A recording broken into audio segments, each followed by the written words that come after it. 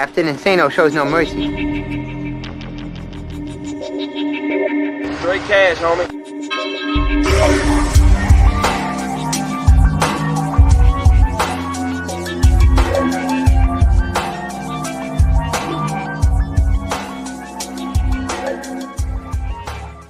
Hold on to your butts.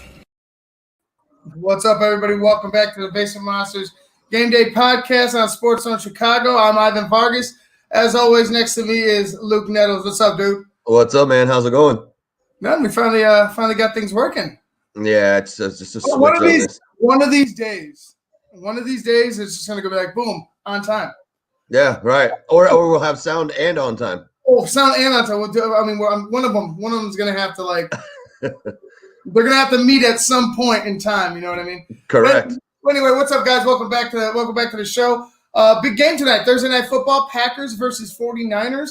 I say it's a big game because the Packers have come off of a man, it seemed like it was a repeat of what the 49ers did to the Packers in the NFC Championship game, and that was run up the gut on them, run down their throats. And the Minnesota Vikings and Dalvin Cook did that.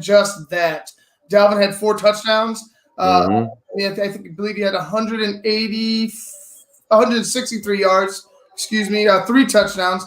And that's the MO. It seems like to beat the Green Bay Packers, have a stout line and have a strong game, a strong running back or two to go ahead and follow said line into the secondary. Yeah, the Packers they don't have a run defense. I mean, that's just plain and simple. They just after seeing what the guy did on Monday Night Football, it makes you wonder why did they get rid of Blake Martinez? I mean, it seemed like he was everywhere. Anywhere the running back was, he was there on Monday Night Football. But then on the flip side of that, you're playing the San Francisco 24.5ers because only half of their team is eligible to play or injury free and can play. Right. So I guess it's going to be San Francisco's number 2s against Green Bay's never show up defense. No, that's right, and it's going to be weird because you got a guy in Mullins who started before. He's not a world beater. No, the guy's not scared. He has some tenacity in him, and he could sling the ball. He doesn't throw a bad ball. He's not afraid. So if he's able to. If he's able to be benefit from that running game from San Francisco, if they can find a way to run the ball like they have found game in and game out, a way to run the ball against defenses, especially against the New England Patriots, which is crazy when they beat them down earlier in the season. And if they could combine that with Mullins, and he could just go ahead and hit the open guy and just be a pure manager, don't do too much. If they control the point of attack against this Packers defensive line and linebackers, I think it's going to be a long night again for that Packers defense.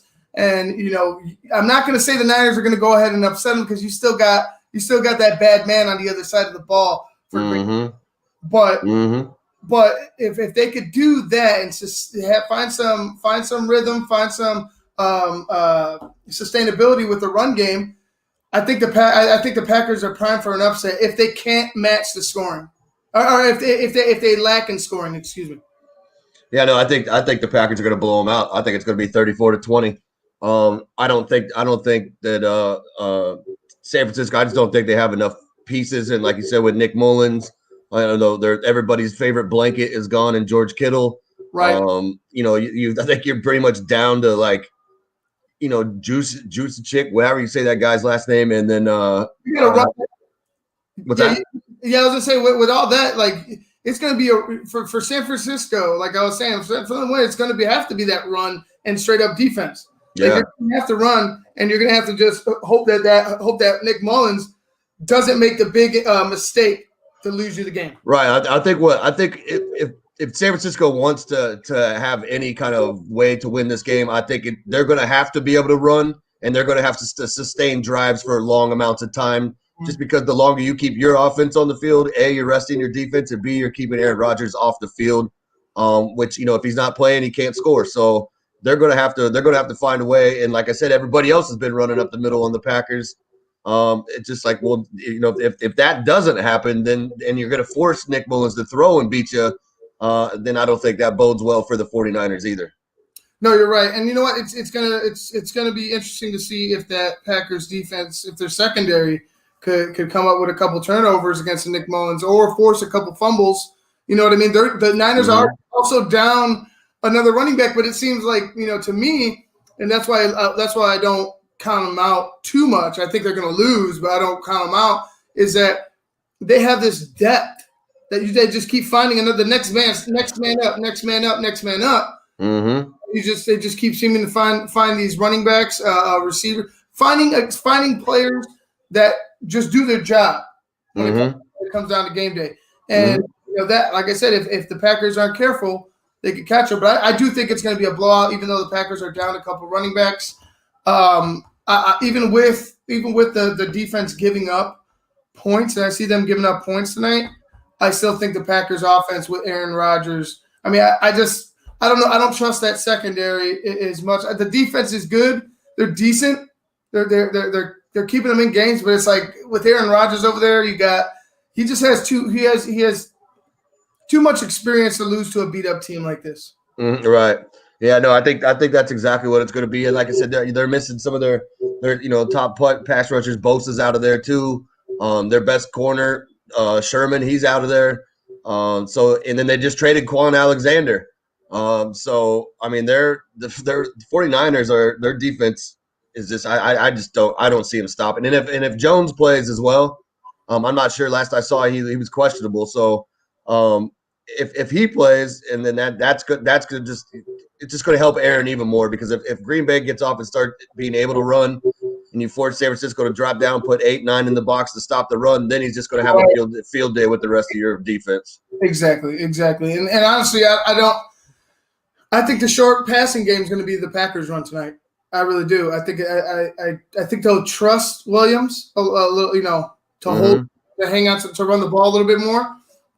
But eventually he's going to need a blow. And do you trust, the next guy who I don't even know who the next guy is behind him?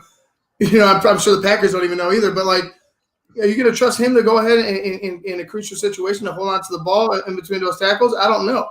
Mm-hmm. And the Niners defense they're still active. They're still a live dog. So you got to be careful with that, because you got one running back pretty much, due to COVID pretty much took out a couple more players, including a running back. But it's like you still got Aaron. It's just, for me, I don't think they can look past this game at all. I don't think anybody should look past this game like it's going to be I know you picked it to be a blowout, and it very well might be, but for me, it's just like, man, the 49ers just seem like a live dog for some reason. Mm-hmm.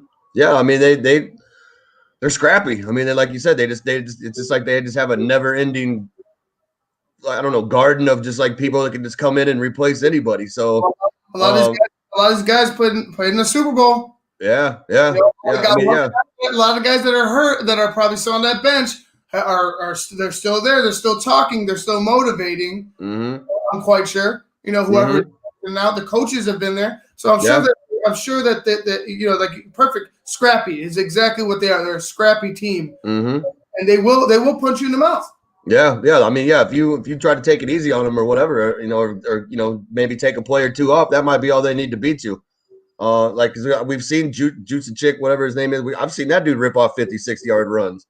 So it just good. My thing is like if San Francisco still had Debo and George Kittle and stuff like that, I would have a hard time picking this game, to tell you the truth, because I really don't know which way it would go.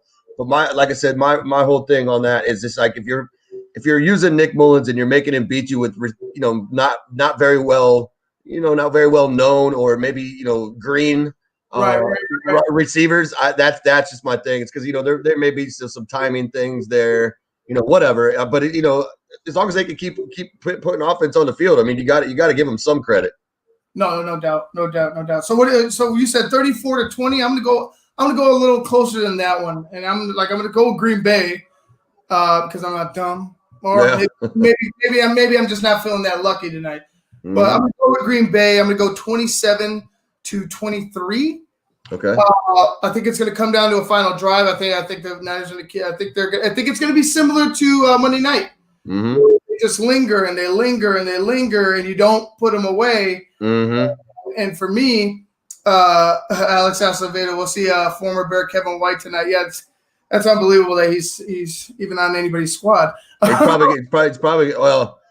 I mean, I wish him the best. Do you guys play San Francisco this year? Yeah, you know, I don't believe so. There was nothing to make me laugh more than the Kevin White to come to Chicago and put like 150 on the Bears. No, don't play the Bears this season. They would have played him in the preseason, but that's okay. Yeah, but yeah. So I mean, it's the Kevin. It would be amazing if Kevin White goes. I'll be kind of happy for him, but then I'd be like, oh, what the fuck? You know what I mean? Like, what the fuck is this? Like, come on. Yeah. Right. Yeah. God, really? Like, you gave up on him? No, typical Chicago shit. Yeah. Oh, 100%. 100%. About the guy, and he ends up being an All-Pro. So, yeah. 24 or 27-23.